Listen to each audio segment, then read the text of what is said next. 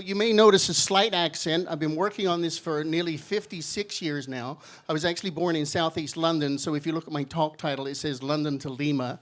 And it's really my story and my journey to find myself. So I was born in London to working class family. My mom and dad didn't have a lot of money. I was not an exceptional anything. I was an average student at best. My report cards will tell you otherwise. I was actually a horrible student. But the one talent I had was I was actually a really good trombone player. And I happened to go to a school where musical giftedness was a really good thing. So I actually played on a band that we were national champions for this, that, and whatever. It was very cool. And it was through music that I actually met my wife, which is why it's important, is because I would not be in Guelph if it wasn't for her. So way back in the day in high school, I met her, and I fell in love very quickly. And we dated a few times, and eventually we decided to get married. Oh, come on. Oh. Now, it's difficult when you have a relationship 3.5 years apart and 3,500 miles apart, but we decided we were going to get married. But before we did, she said, when I asked her to marry me, she said, you have to understand that someday I think I want to be a missionary. Now, I'm an atheist at this point, and she's like, a missionary. She wants a missionary position. That's what she wants. Okay, I'm up for that. Let's do it. So anyway, we decided to get married, and I came here. I taught for a few years, and then by the year 2000, I'd actually decided that teaching was just not for me. Mike Harris was driving me crazy. I just needed out. We'd spent a lot of time in the church, and God had been working in my heart. So in the year 2000, I left and became the creative arts director of Lakeside Church in Guelph. And I was there for 6.5 years. So in 2002, this is where it starts to get interesting. In 2002, the church announces they're going to say they have this mission trip to Peru. And I didn't have really much interest, but Wendy said, I've always wanted to go on a mission trip. Would you come to the meeting with me, blah, blah, blah, blah. So yeah, I'll go. No problem. We'll listen to it. So she went to the meeting, and at the end of the meeting, she looks me in the eye and she says, I don't think I'm supposed to go on this mission trip. And I'm thinking, but you're the one who wants to be a missionary. She said, no, I think you should go. So what do you mean I should go? She said, I think it would be good for you. I said, why would that be good for me? She said, well, because you're selfish.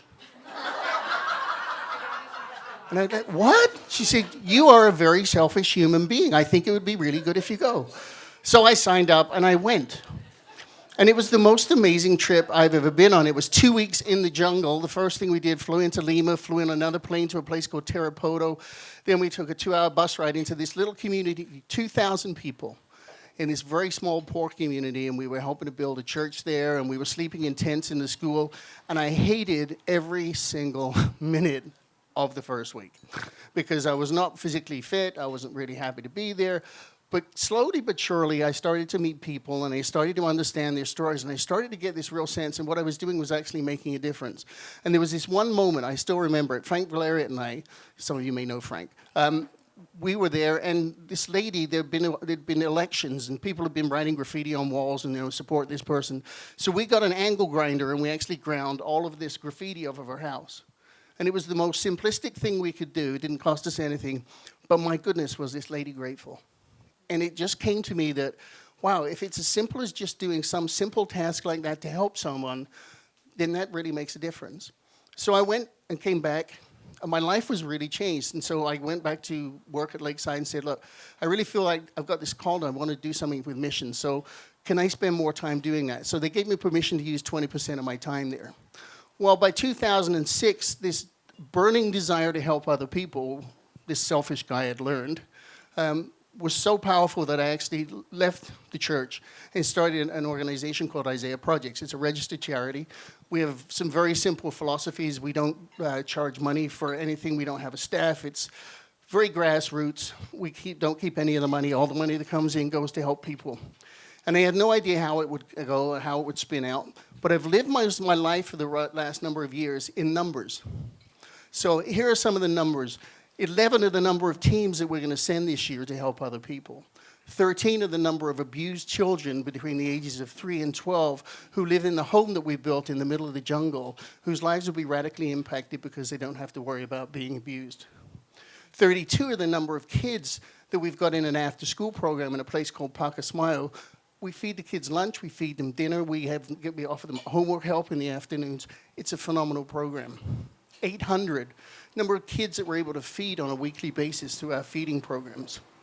We had no idea how this was going to spin out and how this was going to grow, but we're now working in 5 different countries. We're in Cuba, we're in Guatemala, we have 3 locations in Peru. And every single time I go back, I'm just reminded that sometimes the best thing you can do is stop thinking about what I want and start thinking about what other people want. So we, in the last 13 years, have raised about $2.3 million. It was 9 years for us to raise our first million. It was 2.5 years to raise our second. So there's just this groundswell of people that are coming and making a difference, and people who are starting to buy into the vision of making a difference in the lives of these people. So I was actually there last week. I came back on Thursday night, Friday morning, and it was my 57th trip to Peru. So you've got to like Peru to go back that often.